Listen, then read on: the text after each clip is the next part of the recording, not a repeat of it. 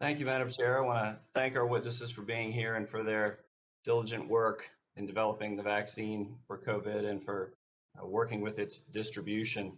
I want to first start by quoting from a 2011 opinion piece that Dr. Fauci and Dr. Collins wrote for the Washington Post, A Flu Virus Risk Worth Taking, where it includes that you conclude, along with support for this research comes a responsibility to ensure that the information is used for good, safeguarding against the potential accidental release or deliberate misuse of laboratory pathogens is imperative. The engineered virus developed in the ferret experiments in your column are maintained in high security laboratories.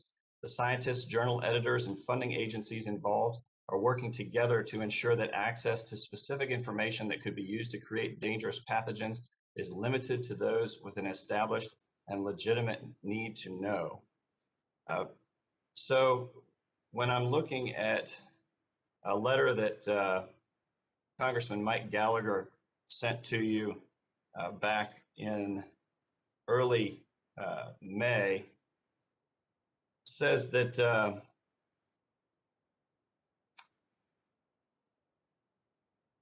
that funding for the, sorry, let me find this here, that funding was about $17 million was directed to Echo Health Alliance, and rather than $600,000, much of that was sent to the Wuhan lab.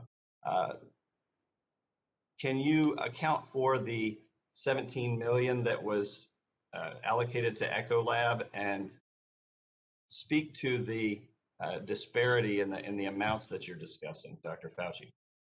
Yeah, Congressman Klein, it is absolutely correct that about 800,000 was allocated, and about 600,000 was spent over a 5-year period, no more than that. That comes to anywhere between $125,000 and $150,000 per year that went into collaboration with Wuhan. So the number of hundreds of thousands as opposed to millions is correct. The millions number is incorrect. EcoHealth had several millions. I don't know the exact amount that went to EcoHealth, but would be happy to get you that precise number. I see it now, 13.7 that was allocated to EcoHealth. 17 projects sponsored by NIAID, providing over 7.9 million in federal awards for the research of viral emergence from bats in Southeast Asia. Echo Health Alliance passed some of its funding to WIV, the Wuhan lab, and in 2020, NIH made efforts to obtain information from Echo Health Alliance about Wuhan lab related to concerns about the origins of COVID-19. It says in your letter to Echo Health, it's our understanding that one of the subrecipients is the Wuhan lab. It's our understanding that WIV studies the interaction between coronavirus and bats.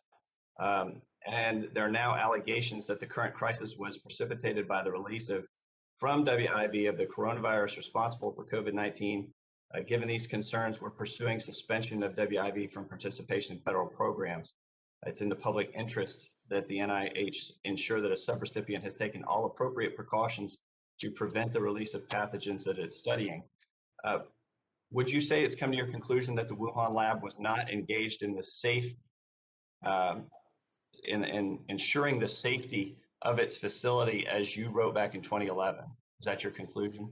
I'm sorry, Congressman Klein. I'm not sure what you're reading for. I didn't write anything in, I don't believe, in 2011. You're reading from something that I don't have in front of me. Was that something that I signed? This is an April 2020 NIH letter to Echo Health Alliance. I think that was from Building 1, perhaps, but that's not from me.